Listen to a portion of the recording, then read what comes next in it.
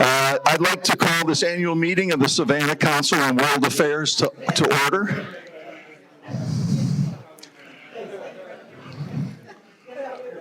Please take a seat and let's get started. I'm Jim Van Epps, the president of the Savannah Council, and from what I understand, we do have a quorum, and that's good news, so we can get started. Among the portions of the meeting this evening, there will be 3 motions with requests for a vote on those motions. And first will be approval of the minutes of last year's meeting. I'll get to that in a couple minutes. Then the approval of the treasurer's report, and then approval of the slate of nominees. And that's very important for us to keep life, bringing life into the organization. So if everybody, Jerry, could you ask folks in the back there to come on in, please? To begin, I'd like to remind all that the Savannah Council is an all-volunteer organization, and we rely on our membership to provide the leadership needed to make the Savannah Council work. I want to take a minute to tell you who our members are who have provided that leadership in 2023. First, the executive committee that's made us very successful in my estimation for our efforts last year, and they include Justin Godshow, who is our vice president. He's not here this evening. Bob Rogers, our treasurer, right there.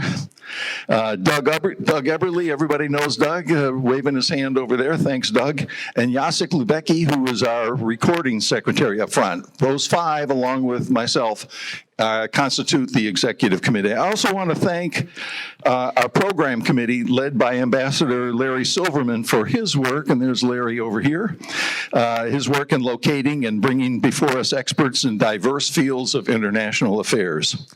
Susan Terrio, who is not here, is the chair of our nominating committee, and she and her committee have developed the slate of officers that we will, candidates that we will propose for a vote this evening.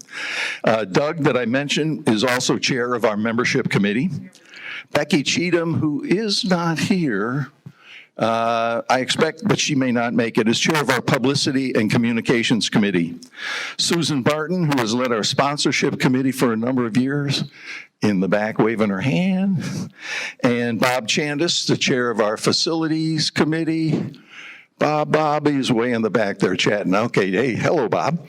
And those directors that I didn't mention also serve on committees, but the ones I mentioned are the leads. And last, it's been my great honor to have served as the board's president. Thank you to all of our directors who have helped bring our program for the last year. Next. Thank you. Next, I'd like to request approval of the minutes of our 2023 board meeting. That was a year ago. It was held on January 20th, 2023. It was provided in the announcement that was sent to everybody. You had to find the link to be able to do that, and I hope you all did. But do we have a motion to approve those minutes? So moved. Great. Thank you. Is there a second? Second. Thank you, Jennifer. So the minutes have been approved. Is there any discussion? If not, I'd like to call for a vote. All those in favor of approving the minutes of last year's annual meeting, please signify by saying aye. Aye. Any opposed? Super, thank you. So 2023 was a robust year for the council as we returned to in-person programs after a couple of years of not being able to do so. And as some of you will remember, the programs were in Zoom. We had 8 programs here and 1 at the Coastal Georgia Center downtown on Farm Street. Our membership exceeds 220, and the average attendance for our programs was a little over 100. Actually, we have over 500 on our mailing list, but the paying members, such as yourselves, are over 220. We've maintained the support of 11 renewing sponsors and are so very appreciative of their continued support for our scholarship and our programs. I want to add that we encourage members to become individual or corporate sponsors, and if you wish to do so, please contact Susan in the back, Susan Barton, way in the back standing there, and we would very much appreciate your support in that regard. I'm proud of the work that the board has done to restore 3 programs that had been adversely impacted by the pandemic.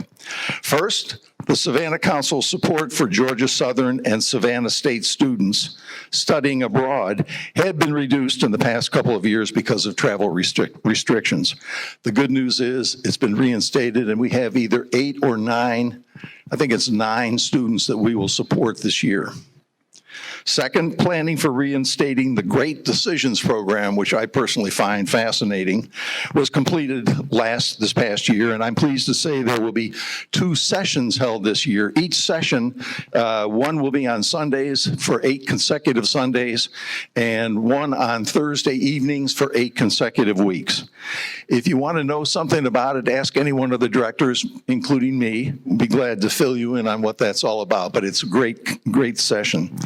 The board in particular wants to thank Jennifer Dwyer, our director here, for her efforts to restore this engaging program. Thank you, Jennifer. Can I just mention the other one is on Tuesdays, just because I don't want people to freak out. It's Thursdays. Yes, I did. Sundays and Tuesdays, right?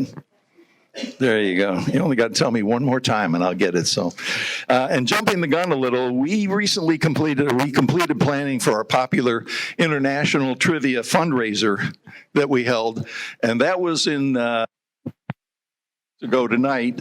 And that was a terrific experience. It was a lot of fun, very successful. It brought in over $3,300 that will be used specifically to provide scholarships for the students that I mentioned from Georgia Southern and Savannah State Universities. The board wants to thank Directors Susan Catron and Kevin Goldberg. Susan and Kevin was Kevin in the back corner for their mighty efforts to bring this trivia night to fruition. And I also want to thank those who attended and who contributed items to our silent auction as well as to our raffle. It was a lot of fun. I also want to highlight 2 additional benefits that membership provides. One is daily chatter. You've heard us talk about that before. An international daily newsletter, very succinct, short, concise. It's my first read in the morning. It's easy to get through, and it has 5 very short articles on issues that are significant of the day. And secondly, the World Politics Review provides more in-depth news and expert analysis on important but undercovered stories of global affairs. No ads, no politics, and if you're interested in getting that, please let us know. You could let me know or Doug, and we will make sure that it comes to you. You can look for it as long as you like, similar to Daily Chatter, and keep it as long as you'd like. Looking at the future, the board continues consideration for presenting programs at alternate sites. You might recall that we held our February program last year at Benedictine Academy and our MAKE program at Coastal Georgia Center.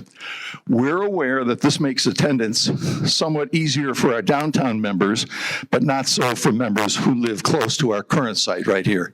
Please stay tuned. We'll keep you posted on that. Now, I'd like to introduce Bob Rogers, who will present the Treasurer's Report. Bob?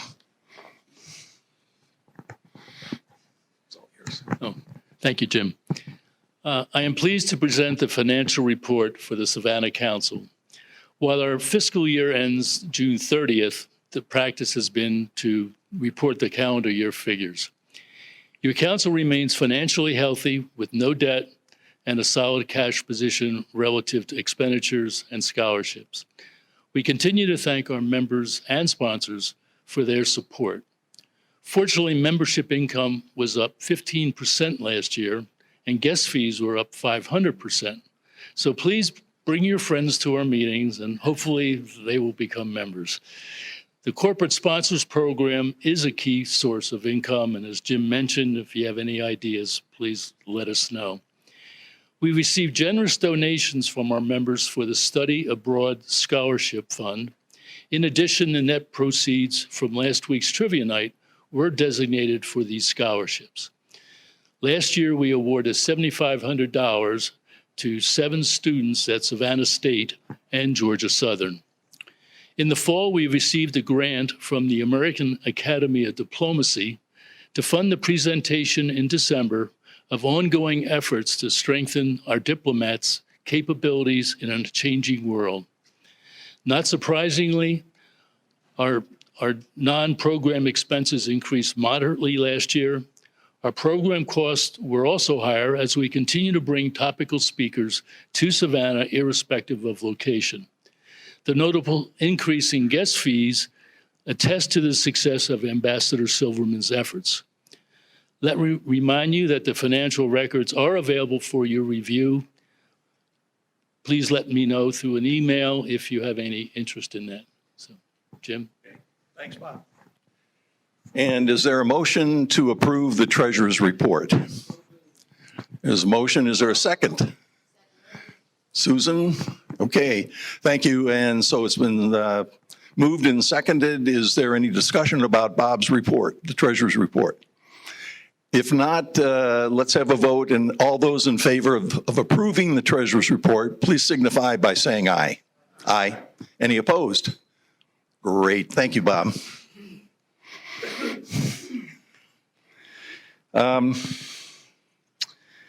Next, we've been able to attract 5 new directors to the board from diverse backgrounds.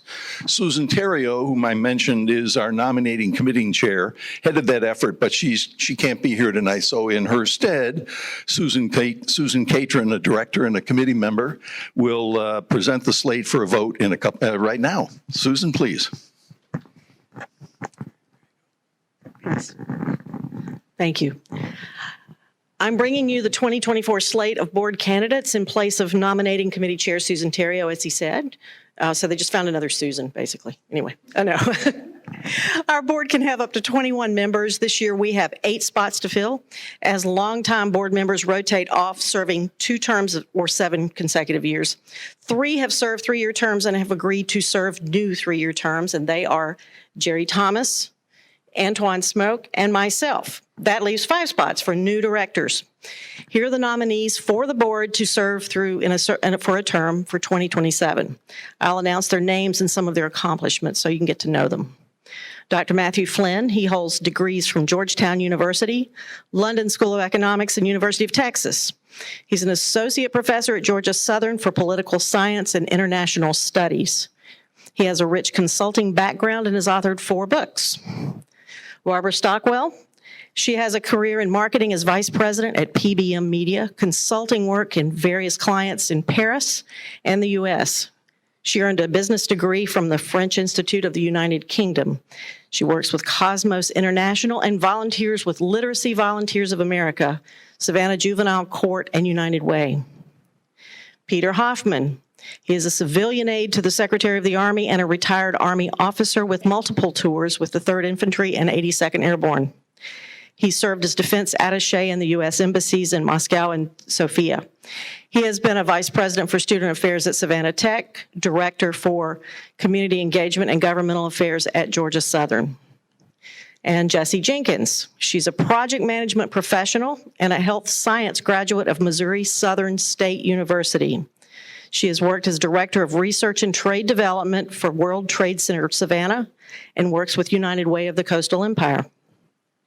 Carolyn Stegmeyer has degrees in various human development and management systems from Fielding Graduate Institute in California and Western Michigan University. She is founder and owner of Sterling Stars, an executive coaching service. She volunteers for various local groups, including Savannah Newcomers and Landlovers. And that is our slate, and we ask for your approval. Are there nominations from the floor? Do I hear a motion to accept the slate? A second? All in favor, say aye. Aye. Thank you very much. Thank you, Susan. So thank you, Susan. I want to express immense gratitude for 4 long-serving directors rotating off the board for a required, hopefully it's a respite because our bylaws require no more than 2 3-year terms back-to-back with at least a year off before they can come back. And yes, that does happen. They are Chip O'Brien, who is, he's not here this evening, but he's past president, treasurer, and program committee chair. Susan Barton in the back that I've mentioned before has been our sponsorships committee chair. Becky Cheatham, our Publicity and Communications Committee Chair, and Susan Terrio, our Nominating Committee Chair.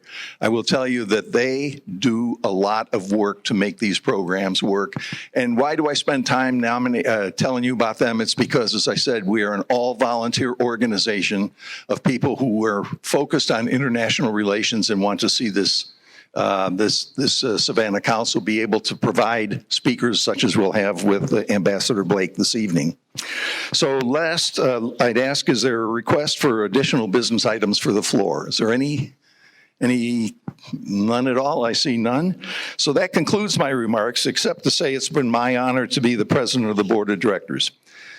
As I said a minute ago, I'm really proud of the work done by the council, and I feel a great sense of satisfaction and accomplishment done on our behalf, on behalf of the membership in promoting awareness of the international issues for Savannah community. Thank you to the board of directors.